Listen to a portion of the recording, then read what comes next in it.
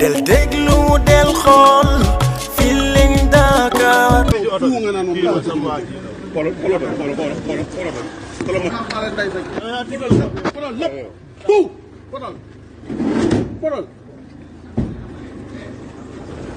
ma fen fii laay taxaw dem ma fen fii la ma photo fii laay taxaw léegi woo leen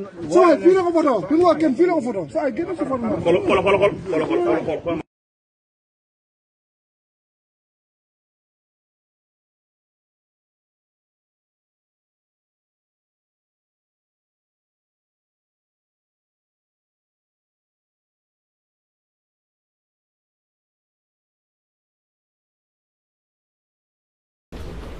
yéen ñëpp yéen a ngi toog parce que bëri na ñuy def direct doon xaar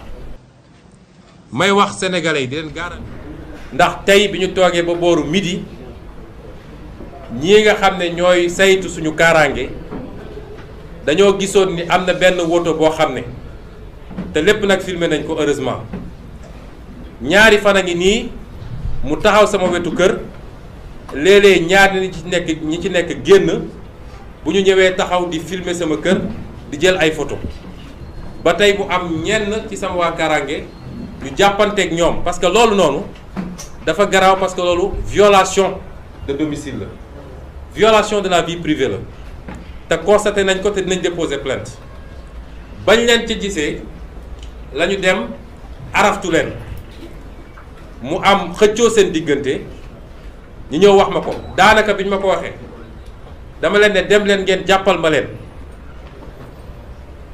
parce que Macky Sall xoqatal bi muy xoqatal dafa war a xam ni ñun loolu yëngaluñu man Macky Sall mënumaa tiital yor na police yor na gendarme yor lu mu neex lu ko neex waaye mënumaa tiital su doon moom ak man rek ñoo ci des bët ak bët moom ak man rek bët ak bët wala APR ak Pastef rek bët ak bët léegi ñu gis ñuy ñokkali kon ñu jënk la réew jox la ay jumtuwaay yoo xam ne ñépp a ci yem nga koy utiliser yow pour di topp ay adversaire politique loolu tardement la wala deltu gannaaw la ci Sénégal te loolu Macky Sall la ko def bi xëccoo bi amee ñu am lu ñu bàyyi ñoom sax ca bañuy daw waaye bi ñu ubbee gannaaw oto bi nañu xam ne ñun Sénégal ñun ñëpp kenn nekkatul en sécurité ndax ñoom yor nañu ay jumtukaay yoo xam ne dañ koy ñëw taxawal fii boo duggee sa biir wanag di def sa soxla sax ñoo ngi dégg li ngay def loolu nag lu baax la cim réew waaye waroon nañ ko yóbbu nu ñuy def ba terroristes yi du ñu dugg Sénégal nu ñuy def ba samba boy yi du ñu dogaale nit ñi di foqati seen alal waaye jël un adversaire politique dem teg loolu di déglu lépp lu nekk ci biir këram di photo di filmer loolu mooy Macky Sall bi xëccoo bi amee nag ñoom ñu daw ba ñuy daw am na yu ñu fa bàyyi du ma ci dugg loolu nag la police ne tey tembe il faut ñu delloo leen ko wala ñu am lu ñu jëflanteeg ñun identifié nañu ñeent ci sama waa sécurité ba defe naa Jibi Gueye Ndiaye mi ci la bokk sama protocole ne ñoom la ñu fas yéene jàpp parce que ñooñu ñoo jël loolu loolu lu garaaw la ci réew mi te dinañu déposer plainte waaye dinañu saisir les organisations de défense des droits de l'homme ndax it man duma Samba Boy du ma sàcckat du ma terroriste te du ma n'importe qui ci réew mi nag waxuma ko pour rëy rëy waaye su ma doon n'importe qui caméra yëpp duñ fi taxaw tey te saa su ma wootee nii lay mel Macky Sall daf ma war a respecté ma respecté ko su ma respecté wul du ma ko respecté ak poste buñ ko munti jox man nit danga may respecté ma respecté la kon bi loolu weesoo ñu war a génn ñëw conférence de presse bi ñu téye suñu convoi ne du ñu génn parce que tant que delloo ñu leen mbir moomu mbir ma nag la ne ci biir ba tax ñu tiit du lu tuuti de xam naa warul doon lu tuuti kon fii la suñu démocratie toll il faut ñëpp xam ko terrorisme d'État moo fi nekk te Macky Sall moo ko jiite bu ñu leeralee loolu nag ba ñëpp xam lu tax ñu tardé may wax suñu mbokk yi ni réew mi presque fukki fan ak juróom a ngi nii ci tey ab wax lëmbe réew mi yéen ñëpp xam ngeen wax ji jarul may dugg ci détails yi. mu yëpp a ngi am njàqare ci lii nga xam ne mooy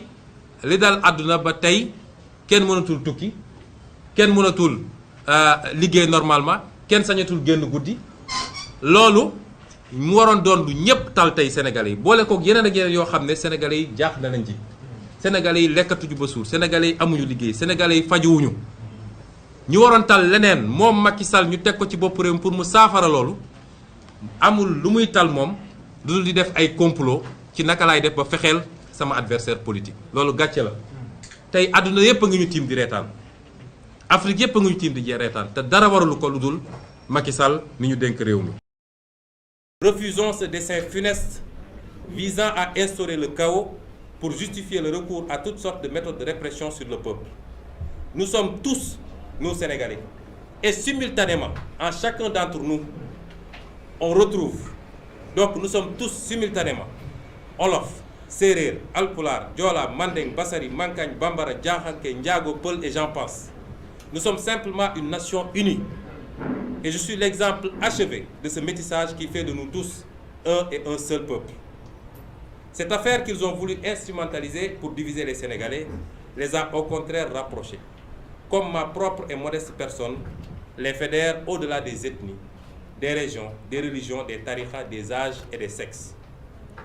Vous me permettrez, chers compatriotes, de consacrer quelques développements spécifiques à la Casamance, que mes adversaires n'ont cessé d'utiliser anticonstitutionnellement, je le répète, mais qu'ils n'ont cessé d'utiliser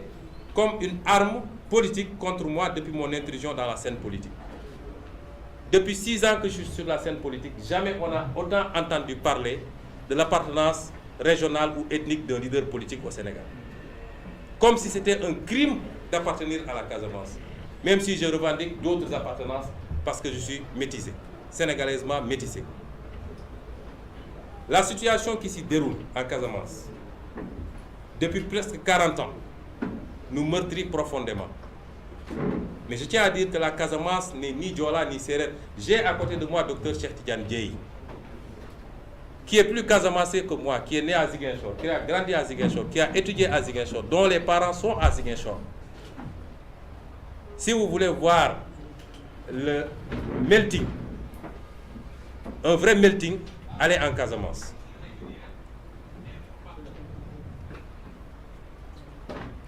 Soyons clairs donc sur ce point. Comme j'ai eu à le dire dans mon ouvrage Solutions pour un Sénégal nouveau, et lors de mon meeting de Bignona, lors de la campagne présidentielle de 2019, nous sommes foncièrement,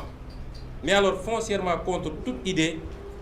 d'indépendance et même d'autonomie d'une quelconque partie du territoire national. D'une quelconque partie du territoire national. Mieux encore, en tant que panafricains, nous ne croyons même pas à la viabilité de nos frêles États volontairement balkanisés par le colon pour annihiler toute ambition de grandeur et de puissance de l'Afrique. Aucune fission n'est plus admissible. Nous devons au contraire tous œuvrer inlassablement à la construction de grandes fédérations continentales, à l'est, à l'ouest, au nord, au sud et au centre, qui devront ensuite culminer vers la grande confédération africaine. Nous ne sommes pas d'accord avec ceux qui ont pris les armes en Casamance, quelles que soient les frustrations à la base. Mais ce sont nos frères et nos sœurs, nos oncles et nos pères, et je ne le régnerai jamais.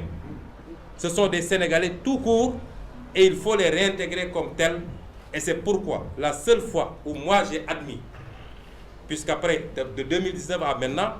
beaucoup d'émissaires sont venus me voir, prétendant être envoyés par Macky Sall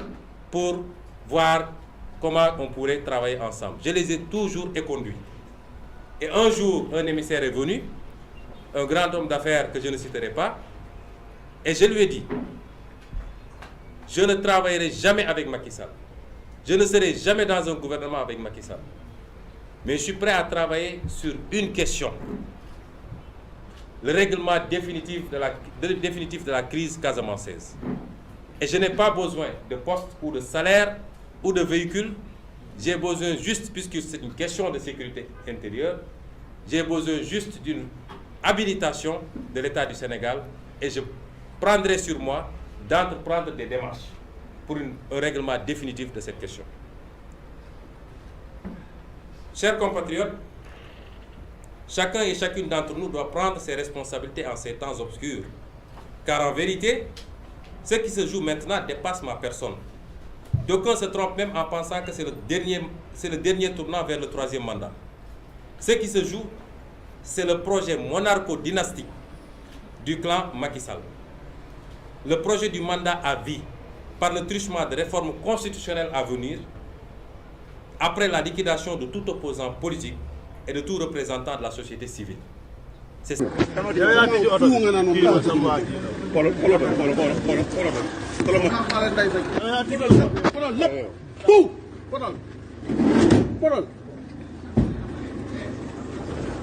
ma fen fii laay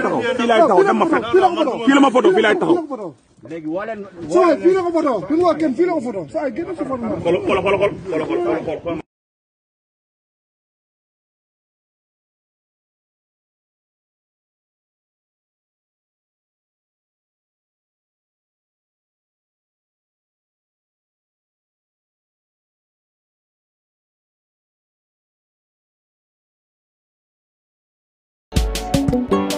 del déglu del xool Feeling Dakar site bi lay jox information yu leer Feeling Dakar yaa ngi Feeling Dakar di nga am info yu leer ci people et sport politique Feeling Dakar yaa ngi Feeling Dakar Feeling Dakar notre plateforme d'information